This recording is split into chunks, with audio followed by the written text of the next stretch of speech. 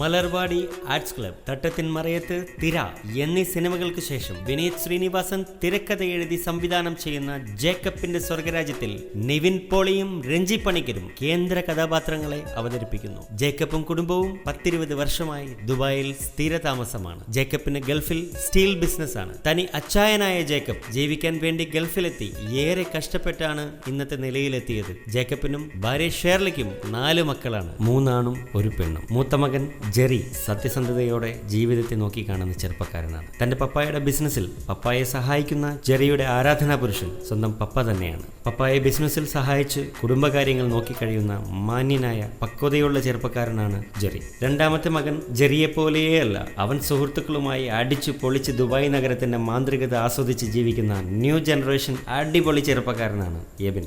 മൂന്നാമത്തേത് പെൺകുട്ടിയാണ്, അമ്മു. 3 ആൺമക്കൾക്കിടയിൽ 1 പെൺകുട്ടി എന്നതുകൊണ്ട് എല്ലാവരും സ്നേഹിച്ച് ലാളിച്ച് വഷളാക്കിയിരിക്കുകയാണ് അമ്മുവിന്. അതിന്റെ പൊങ്ങച്ചവും ഗമയുമെല്ലാം അമ്മുവിൽ കാണാം. അമ്മു മെഡിസിന് ചേരാനുള്ള തയ്യാറെടുപ്പിലാണ്. 4മത്തേത് ആൺകുട്ടിയാണ്, ക്രിഷ്.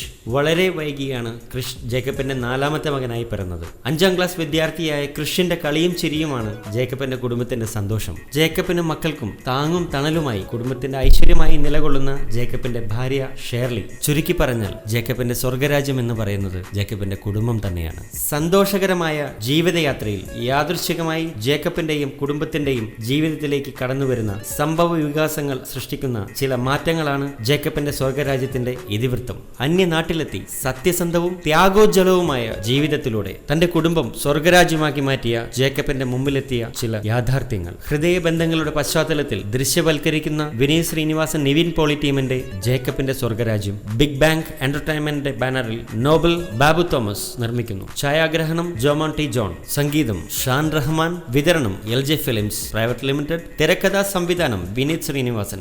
ഏപ്രിൽ ആദ്യവാരം ജേക്കബിന്റെ സ്വർഗരാജ്യം തിയേറ്ററുകളിലേക്ക് എത്തും.